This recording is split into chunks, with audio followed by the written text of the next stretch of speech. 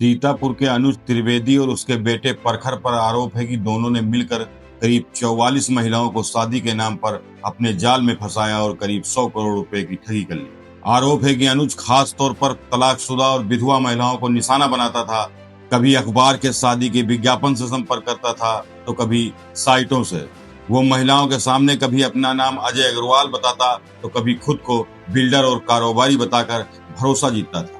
और शादी के बाद शुरू होता था असली खेल। किसी महिला से लाखों रुपए लिए गए, किसी से सोने के जेवर और किसी की प्रॉपर्टी तक बिकवाने का आरोप। एक महिला से 82 लाख रुपए और करीब 455 ग्राम सोना लेने का आरोप है। दूसरी महिला से लाखों रुपए और करीब 400 ग्राम सोना लिया गया।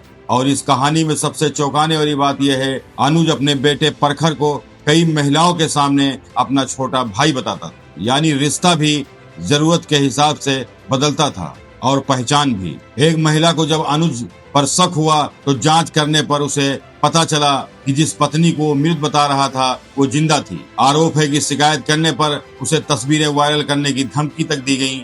लेकिन मामला तब और बड़ा हो गया जब प्रखर की शादी सीतापुर के बीजेपी विधायक ज्ञान तिवारी की एमबीबीएस बेटी से तय हो गई। प्रखर ने प्रज्ञा से शादी का प्रस्ताव रखा और परिवार की जानकारी लेने के बाद दोनों की शादी हो गई। लेकिन बाद में जब अनुज और प्रखर के पुराने मामलों की जानकारी सामने आई तो विधायक और उनकी बेटी ने दोनों से रिश्ता खत्म कर लिया। अब विधायक ज्ञान तिवारी ने अनुज और प्रखर के खिलाफ एफआईआर दर्ज कराई।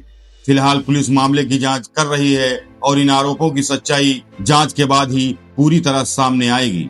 लेकिन अगर 44 महिलाओं से ठगी की है, ये आरोप सही साबित होते हैं तो सोचिए, शादी जैसा रिश्ता जिसे जिंदगी भर के भरोसे का रिश्ता माना जाता है, उसी को कथित तौर पर ठगी कर हथियार बना दिया गया। राजा शेख, लखनऊ से।